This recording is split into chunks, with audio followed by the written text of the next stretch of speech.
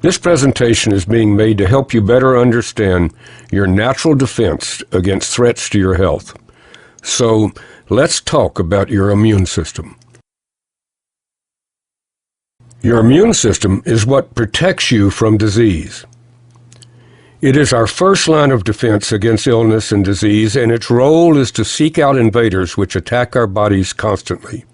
In order to best protect us, our immune system must be able to recognize threats, respond to those threats, and then be able to remember those threats if they attack us again. We want our immune system to be intelligent, strong, and balanced. So let's walk through the way our immune system works. And since it's common, let's use the chickenpox virus as an example.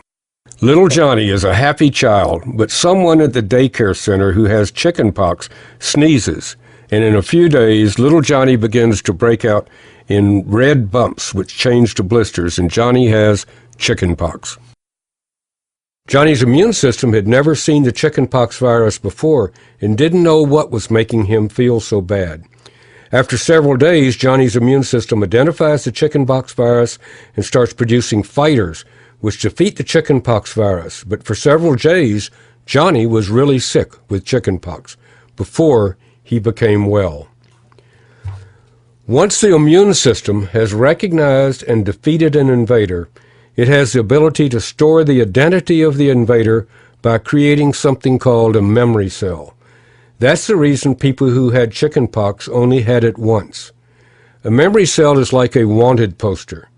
The memory cell forever carries the identity of the chickenpox virus around your body, and if the chickenpox virus ever appears again, the memory cell immediately sounds the alarm, and an immediate, overwhelming production of immune system fighters is produced, and you don't become ill.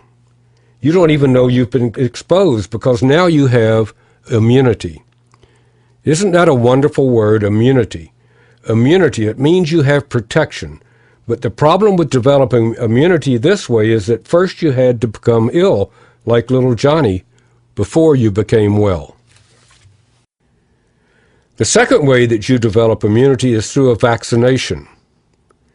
Here's the way a vaccine works, again using the chickenpox virus as an example. The chickenpox virus is weakened, so it can't reproduce and cause harm. It still has the same appearance, but it can't cause disease. A person is vaccinated with a harmless chickenpox virus. Your immune system thinks you have been attacked by the real harmful virus, and it develops fighters to defeat the supposed threat. It thinks you really had chickenpox. Your immune system develops memory cells so that later, if a harmful chickenpox virus enters your body, you have instant recognition and an overwhelming immune response, and you don't become ill, and you have developed again that wonderful word, immunity. That's the way a vaccine works. The problem is, however, that there are so many germs, viruses, bacteria, parasites, and fungal organisms, and there's so few vaccines.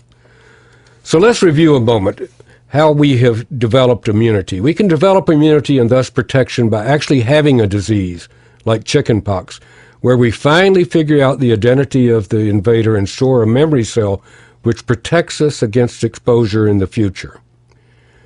We can also receive a vaccination, which basically tricks our immune system into responding and therefore producing those memory cells which recognize a particular threat and give us protection or immunity. And until recently, these were the only two ways that could assure you of being protected against disease from invaders.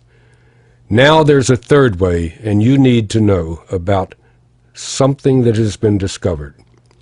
Wouldn't it be wonderful if we had a factory where we could produce memory cells, the same type of memory cells that our immune system produces after we had an illness like chickenpox or after we receive a vaccination? Wouldn't it be wonderful if we could have machines in that factory which made memory cells which we could consume in order to educate and strengthen our immune systems? Well, we do have such a factory, multiple factories, and they are farms, and the machines in those factories are Bessie the cow and Henrietta the hen. and you need to know how we can utilize them to help protect us.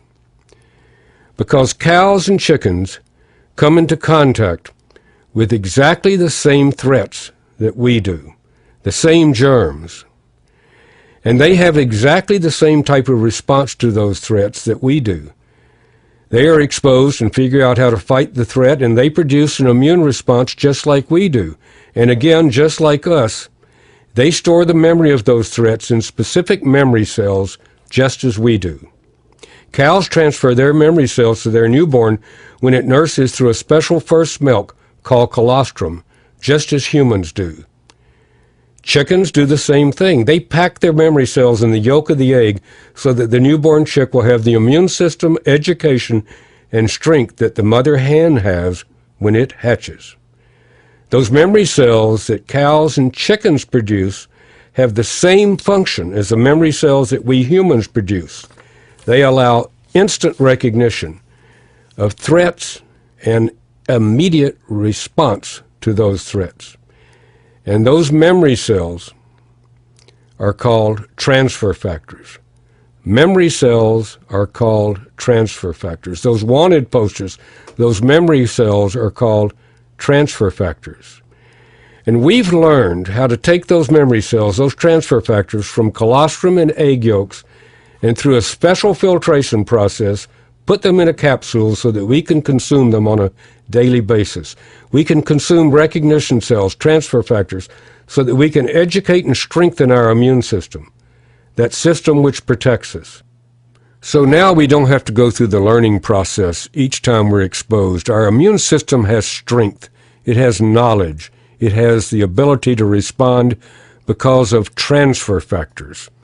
Transfer factors, those memory molecules which educate our immune system and give it the ability to respond immediately because it's able to recognize threats through those memory cells which act like wanted posters. Now, if we're exposed to a disease threat, those memory cells give us the ability to respond immediately, overwhelmingly, and we don't have to become ill like little Johnny.